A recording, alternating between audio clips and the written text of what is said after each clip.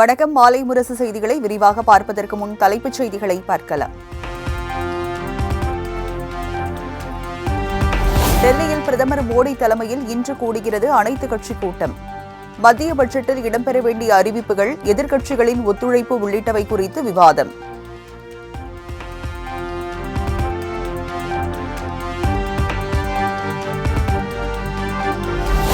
பரபரப்பான அரசியல் சூழ்நிலையில் நாளை தொடங்குகிறது நாடாளுமன்ற பட்ஜெட் கூட்டத்தொடர்.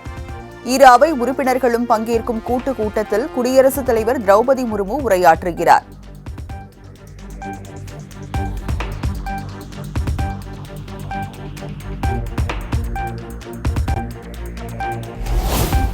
இன்று கூடுகிறது காவிரி மேலாண்மை ஆணையத்தின் 37வது கூட்டம். தமிழகம், புதுச்சேரி, கர்நாடகா, கேரளா மாநிலங்களுக்கு அழைப்பு.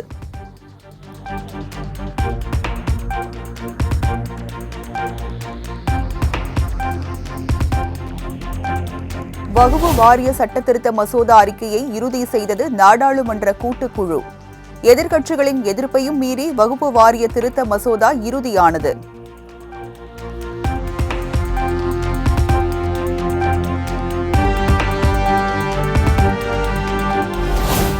இஸ்லாமியர்கள் நலனை பாதிக்கும் வகையிலான வகுப்பு வாரிய சட்டத்திருத்த மசோதாவை நிறைவேற்றும் முயற்சிக்கு திமுக கண்டனம். டெல்லி சட்டப்பேரவை தேர்தலை கருத்தில் கொண்டு அவசர கதியில் மசோதா நிறைவேற்றம் என குற்றச்சாட்டு.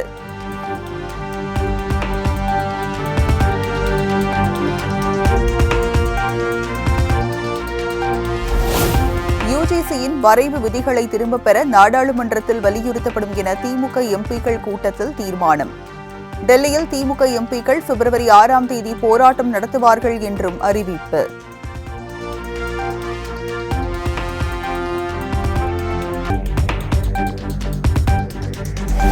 மகாத்மா காந்தியடிகளின் 78வது நினைவு தினம் இன்று அனுசரிப்பு. சென்னை எழும்பூர் அரசு அருங்காட்சியகத்தில் காந்தியின் உருவப்படத்திற்கு மலர் தூவி மரியாதை செலுத்துகிறார் முதலமைச்சர் மு.க. ஸ்டாலின்.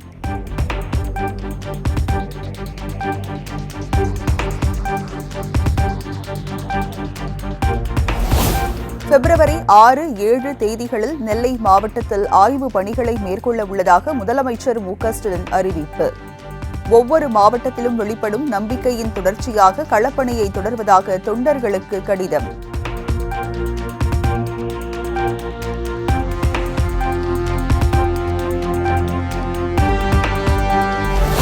கலைஞர் கனவு இல்லம் திட்டத்திற்கு கூடுதலாக 500 கோடி ரூபாய் ஒதுக்கீடு. 1 லட்சம் வீடுகள் கட்ட இலக்கு நிர்ணயம் செய்யப்பட்டுள்ளதாகவும் முதலமைச்சர் மு.க. ஸ்டாலின் தகவல்.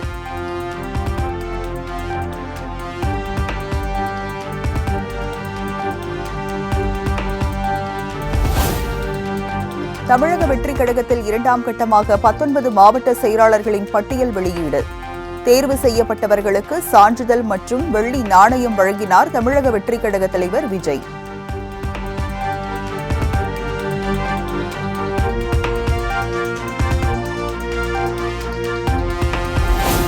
இனிவரும் காலங்களில் கடுமையாக உழைக்க வேண்டும் என புதிய மாவட்ட செயலாளர்களுக்கு விஜய் அறிவுரை. கட்சியின் வளர்ச்சியை நீங்கள்தான் பார்த்துக் கொள்ள வேண்டும் எனவும் பேச்சு.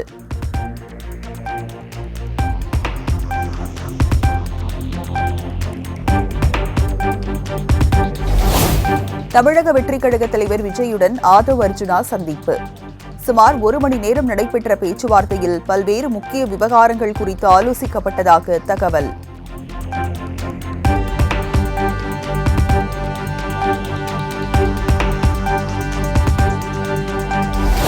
பிப்ரவரி 2ஆம் தேதி தமிழக வெற்றிக் கழகத்தில் இணைகிறார் ஆதவ் அர்ஜுனா.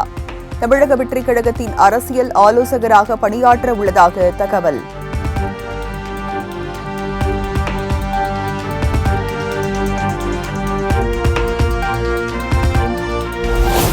சென்னை ஈசிஆரில் பெண்கள் சென்ற காரை இளைஞர்கள் துரத்திய விவகாரம். அதிர்ச்சியூட்டும் சிசிடிவி காட்சிகள் வெளியாகி பரபரப்பு.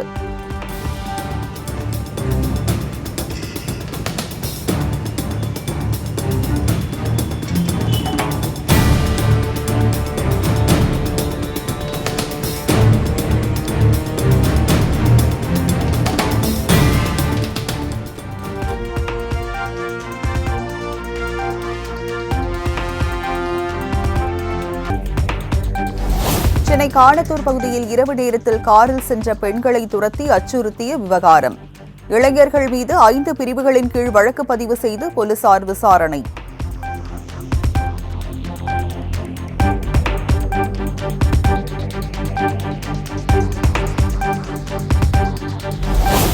சென்னை கிழக்கு கடற்கரை சாலையில் பெண்கள் சென்ற காரை மற்றொரு காரில் துரத்தி சென்ற இளைஞர்களை பிடிக்க 4 தனிப்படைகள் அமைப்பு.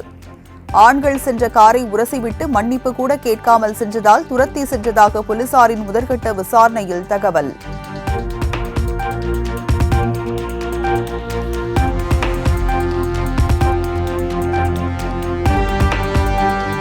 சென்னை ஈசிஆர் சாலையில் காரில் சென்ற பெண்களை திமுக கொடி பொருந்திய காரில் வந்த சிலர் அச்சுறுத்தியது அதிர்ச்சி அளிக்கிறது. பெண்களுக்கு எதிரான குற்றங்களை மேற்கொள்ள திமுக கொடி லைசன்ஸா என எடப்பாடி பழனிசாமி கடும் சாடல்.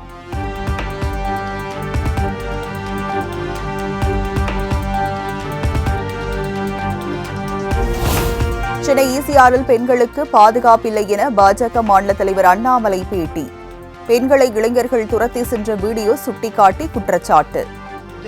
பதவிதைக்கக்கூடிய காட்சிகள். காரணம், நானும் அந்த பகுதியில் தான் வசிக்கிறேங்கன்னா. ஈசிஆர் பகுதியில் எப்பொழுதுமே உங்களுக்கு அதிகமாக இளைஞர்கள் பெண்கள் எல்லோரும் கூட சாயங்காலம் நள்ளிரவு அந்த நேரத்தில் அதிகமானவர்கள் அந்த பகுதியில் போகிறாங்க. பாண்டிச்சேரிக்கு போகிறாங்க. அந்த பகுதியில் நிறைய ரெஸ்டோ பார்ஸ் இருக்குது. அவங்களுக்கு ஒரு சோஷியல் லைஃப் வேணும்னு நினைக்கிறாங்க.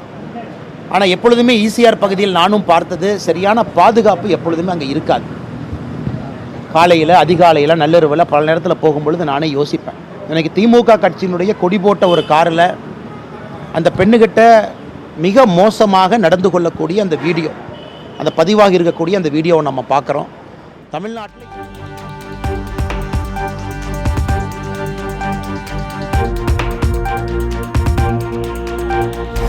கிழக்கு கடற்கரை சாலையில் பெண்களை துரத்தி சென்று தொல்லை கொடுத்த திமுகவினர் மீது நடவடிக்கை எடுக்க வேண்டும். பாமக தலைவர் அன்புமணி ராமதாஸ் வலியுறுத்தல்.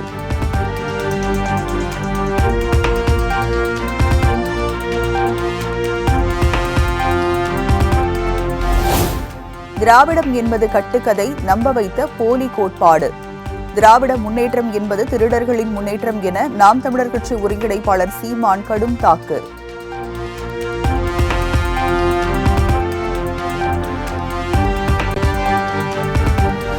பெரியாரின் வெங்காயம் தான் தமிழகத்தில் சனாதன சக்திகளை வேரூன்ற விடாமல் செய்தது. சீமானுக்கு விசிக தலைவர் திருமாவளவன் பதிலடி.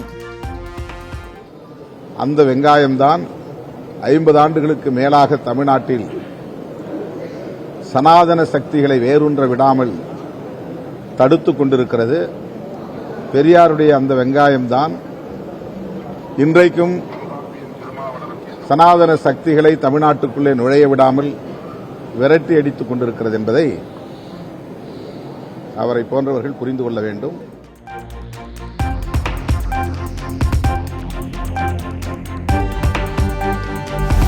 தமிழகத்தில் மட்டுமல்ல, இந்திய அளவில் ஒருங்கிணைந்த எழுச்சியை இந்த மண்ணில் உருவாக்க வேண்டிய தேவை இருக்கிறது. பெரியாரை விமர்சிக்கும் பாஜகவினர் அம்பேத்கரை விமர்சிக்க மாட்டார்கள் என விசிக தலைவர் திருமாவளவன் பேச்சு. இடதுசாரி சிந்தனையுள்ளவர்களையும் அரவணைத்து ஒருங்கிணைந்த எழுச்சியை இந்த மண்ணிலே உருவாக்க வேண்டிய தேவை இருக்கிறது.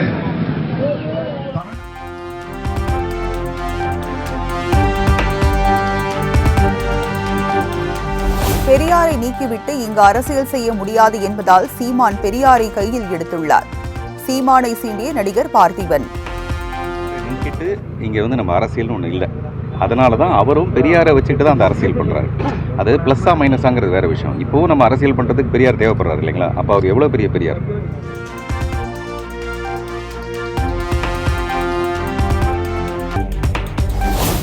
மத்திய அமைச்சர் கிஷன் ரெட்டி இன்று அரிட்டாப்பட்டி செல்வதாக பாஜக மாநில தலைவர் அண்ணாமலை அறிவிப்பு. இன்று பொதுமக்களாக நடத்துவதுதான் உண்மையான பாராட்டு விழா, பாராட்டு என்ற பெயரில் முதலமைச்சர் சுய விளம்பரம் தேடிக்கொண்டதாகவும் விமர்சனம்.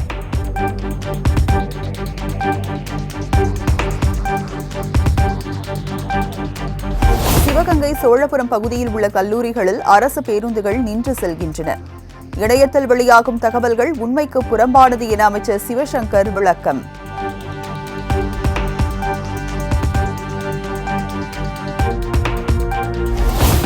இந்தியாவில் வகுப்பு வாரிய சொத்துக்களை கபளீகரம் செய்ய மத்திய அரசு முயற்சி. இந்திய யூனியன் முஸ்லிம் லீக் மாநில தலைவர் காதர் முகிதீன் குற்றச்சாட்டு.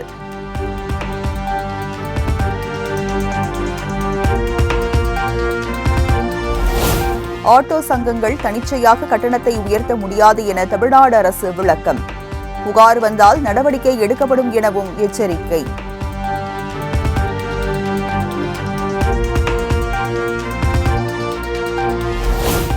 பல்லடம் அருகே காமநாயக்கன் பாளையம் அரசு பள்ளி 10ஆம் வகுப்பு வகுப்பறைக்குள் மனித மலத்தை வீசி சென்ற மர்ம நபர்கள். பல்லடம் டிஎஸ்பி தலைமையிலான போலீசார் தீவிர விசாரணை.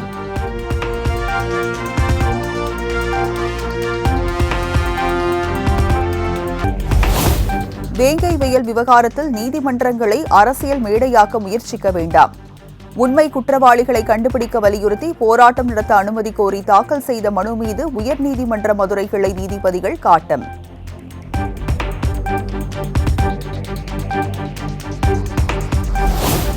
சென்னை எழிலகத்தில் விடிய விடிய உண்ணாவிரத போராட்டத்தில் ஈடுபட்ட சத்துணவு ஊழியர்கள். கோரிக்கைகள் நிறைவேற்றப்படவில்லை என்றால் வலுவான போராட்டத்தை நோக்கி செல்வோம் என பேட்டி.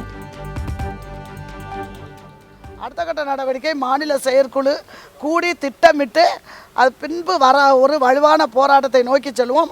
அதற்கிடையில் தமிழ்நாடு அரசூழியர் சங்கம் எடுக்கக்கூடிய அந்த நடவடிக்கைகளிலும் நாங்கள் கலந்து கொள்வோம். அடுத்த கட்ட நடவடிக்கை மாநில செயற்குழு.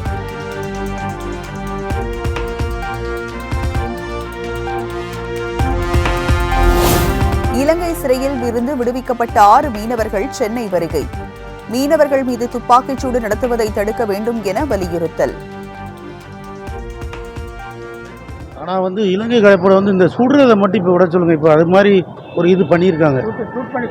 ஷூட் பண்ணி தான் போட்டுகளை பிடிக்க நினைக்கிறேன். எங்கள் போட்டெல்லாம் ஃபைட் பண்ணி தான் போட்டை பிடிச்சாங்க.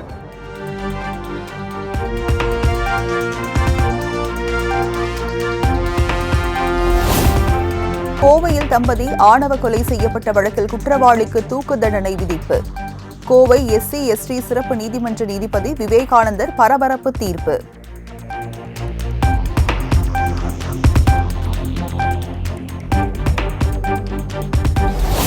கவர்ச்சிகர திட்டங்கள் மூலம் 19 கோடி ரூபாய் மோசடியில் ஈடுபட்ட விவகாரம். ஈரோடு சுசி ஈமு ஃபார்ம்ஸ் மேலாண் இயக்குநருக்கு 10 ஆண்டுகள் சிறை தண்டனை விதித்தது கோவை நீதிமன்றம்.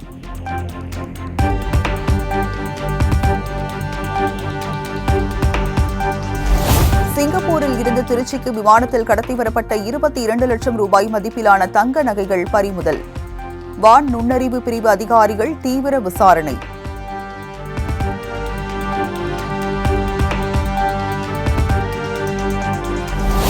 திண்டுக்கல்லில் சூப்பர் மார்க்கெட்டில் தினமும் மளிகை பொருட்களை திருடி சென்ற பெண். சிசிடிவி காட்சி அடிப்படையில் கையும் களவுமாக பிடித்து போலீசில் ஒப்படைத்த உரிமையாளர்.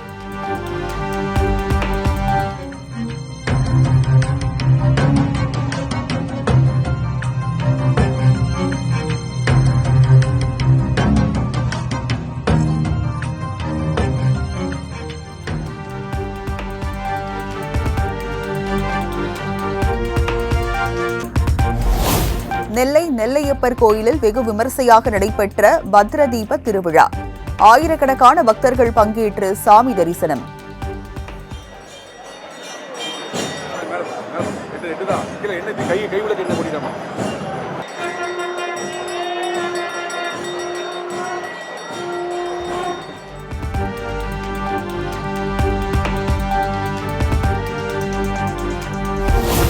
தென்காசி, தூத்துக்குடி, நெல்லை, கன்னியாகுமரி மாவட்டங்களில் இன்றும் நாளையும் கனமழைக்கு வாய்ப்பு. சென்னை வானிலை ஆய்வு மையம் கணிப்பு.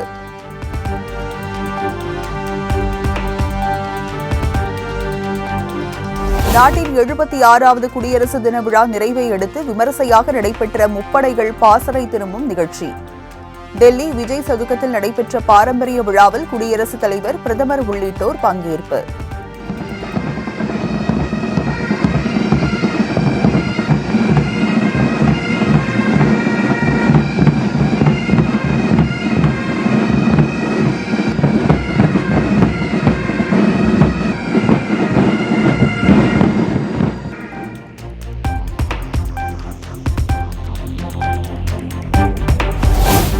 ஆம் ஆத்மி ஆத்மி கட்சியினர் டெல்லி சட்டப்பேரவை தேர்தல் தோல்வி அச்சத்தில் உள்ளதாக பிரதமர் மோடி விமர்சனம்.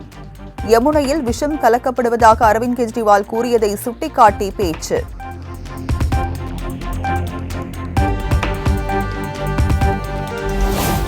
மேற்கு வங்கத்தில் பல்கலைக்கழக வகுப்பறையில் வைத்து மாணவனை திருமணம் செய்து கொண்ட பேராசிரியை. இணையத்தில் வீடியோ வைரலான நிலையில் சர்ச்சை.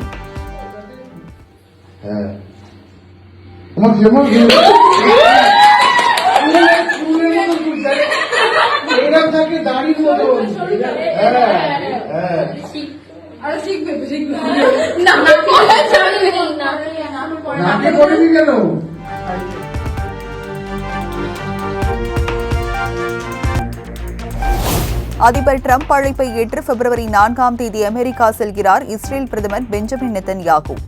இருவரும் வெள்ளை மாளிகையில் பல்வேறு விவகாரங்கள் குறித்து ஆலோசனை.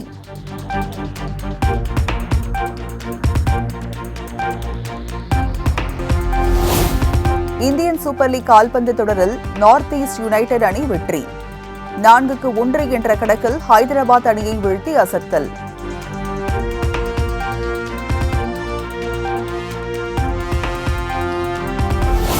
வருமான வரித்துறை மூலம் உருவாக்கப்பட்டுள்ள இணையதளத்தில் பான் கார்டு விண்ணப்பிக்க தமிழில் வசதி ஏற்படுத்த வேண்டும். கடினமாக உழைத்து வருமான வரி செலுத்துபவர்களுக்கு பயனாக இருக்கும் வகையில் வழிவகை தேவை என விஜய் சேதுபதி வேண்டுகோள். அப்ளை பண்ணணும் அப்படின்னா அது ஹிந்தியிலும் இங்கிலீஷில் மட்டும்தான் இருக்குது. அது இங்கே நிறைய பேருக்கு அது கொஞ்சம் எடுத்துமே அது கடினமான இடத்துல இருக்கும். இந்த தமிழ்லையும் இருந்தால் அது எல்லாருக்கும் கொஞ்சம் அதை பார்த்து அதை புரிஞ்சுக்கிறது வசதி. ஏன்னா நீங்கள் இந்த ஸ்டெப் எடுத்து வைக்கிறதே எல்லாருக்கும் அது எளிமையாக போய் சேரணும் அப்படிங்கிற ஒரு முயற்சி தான். அந்த முயற்சியை நான் பெருசாக வரவேற்கிறேன். பட் ஆனால் அது தமிழ் இருந்தால் எல்லாருக்கும் அது இன்னும் எளிமையாக போய் சேரணும்னா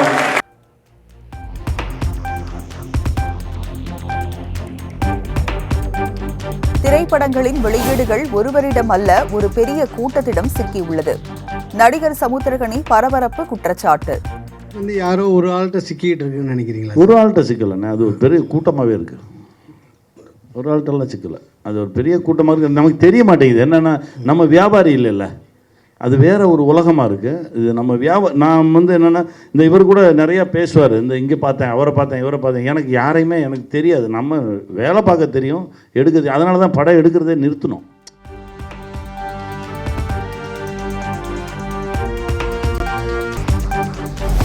விஜய் ஆண்டனியின் சக்தி திருமகன் என்ற படத்திற்கு தெலுங்கில் பராசக்தி என தலைப்பு வைத்ததால் குழப்பம்.